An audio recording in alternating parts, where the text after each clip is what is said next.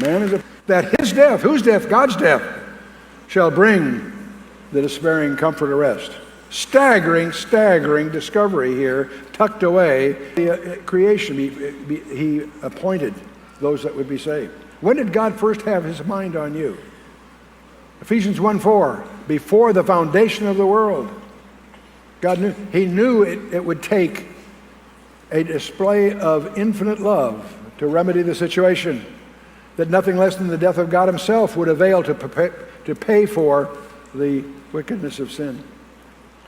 But the other thing about this that you learn, well, there's no way you'll ever convince me that a group of rabbis contrive, if we study the nations that are east of Jerusalem go from right to left.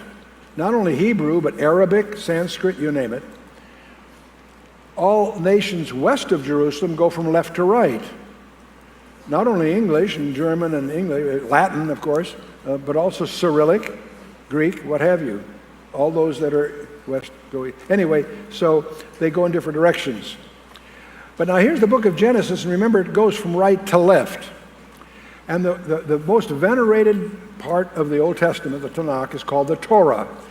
And then you count 49, 7 squared, 49 letters, and which is like an R, and then 49 letters, you get to the Hey, and that spells Torah.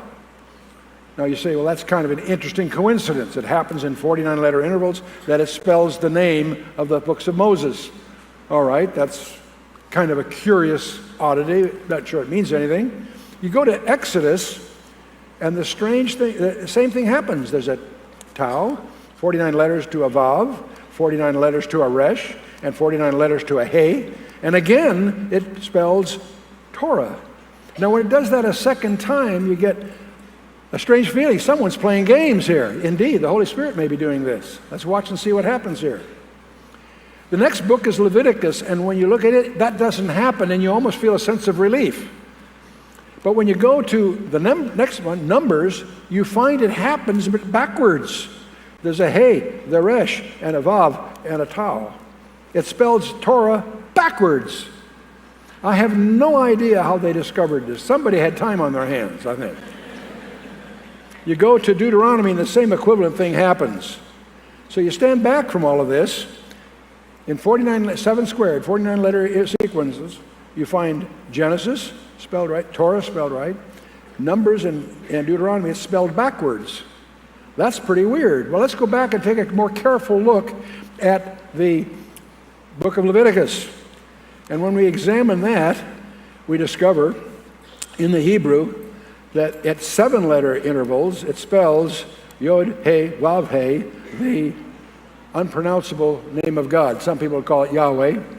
And so that's interesting. You look at this whole thing. Genesis, they go forward. Numbers, Deuteronomy backwards. Right in the middle, you have the name. The Torah always points